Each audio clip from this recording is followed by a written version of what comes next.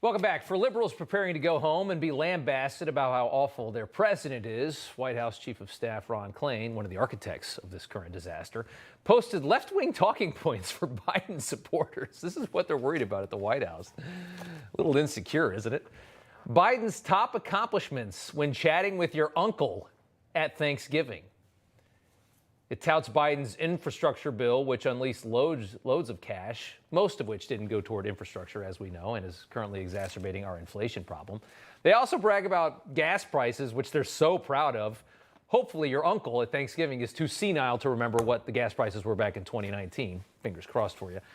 And the list actually tries to claim that Biden is tackling inflation, which might be the funniest claim of all, as we all know.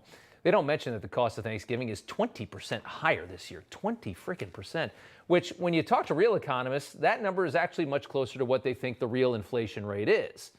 They say it's all hedged in favor of the White House. Most of them say, yeah, inflation, it's not 8%, it's probably in the teens somewhere. Former Arkansas Governor Mike Huckabee joins us now. And sir, it's good to have you on, and happy Thanksgiving to you. Your thoughts on the insecure plan by the Biden White House to try and bail out their voters as they sit at dinner? Rob, I think it's just wonderful. You know, there's nothing better than having some liberal relative come over, eat your food, and then somehow try to tell you that the fact that it's costing 20% more is something we ought to get on our knees and thank God for.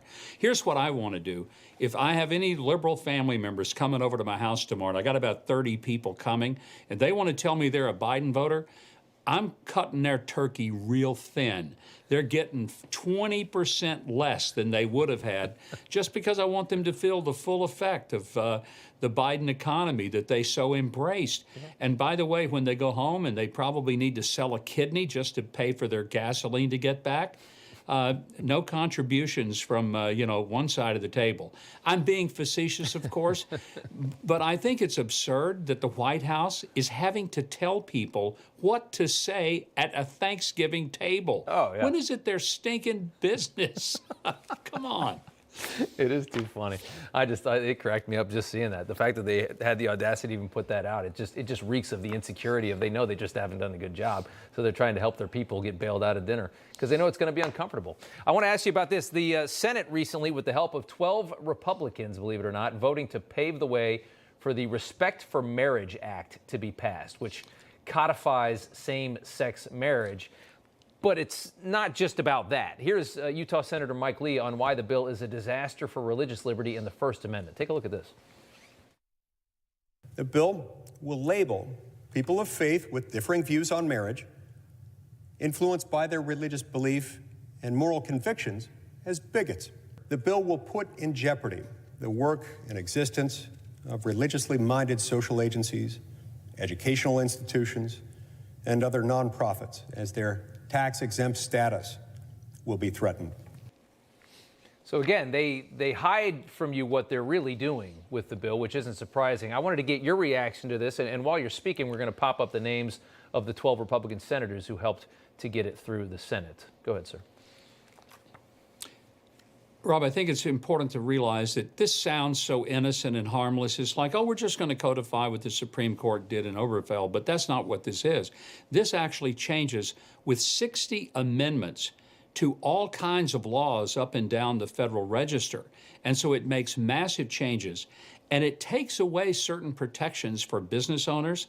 It takes away protections from women who may not want to go into a locker room with some guy who's a biological male. So this is not just about marriage. They're going to say that's the case. It's just a flat-out lie. Also, I think one way to determine what kind of impact a piece of legislation will have, look who's for it, look who's against it. Which Republicans? Well, you got the Mitt Romneys of the world and some of the more liberal, Murkowski and Collins. That's who's for it. Who's against it? Basically every single conservative in the U.S. Senate. So that should tell us a whole lot of what we need to know.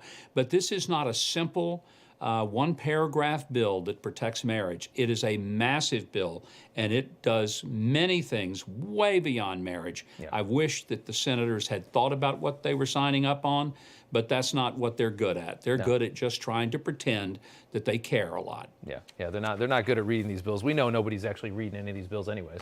We know that almost rarely happens. I got a minute left. It's the night before Thanksgiving. It's a nice time of the year when we can hopefully kind of slow down a little bit. What's your message tonight? Well, my message is even in the midst of all the political turmoil of our country, we have a lot to be thankful for. We live in a level of freedom that most people in the world will never know, never even have a glimpse of knowing. Despite the prices, which I wish they weren't so high, at least we have access to more than most people in the world. And the poorest people in America live better than 4/5 of the rest of the world. It's a reminder that freedom is a great gift, and that capitalism, I know some people hate it, but it's the reason we have the prosperity that we do. We ought to embrace it. Well said. Former Governor Mike Huckabee, thank you so much, sir, for coming on. Happy Thanksgiving. Happy Thanksgiving, Rob.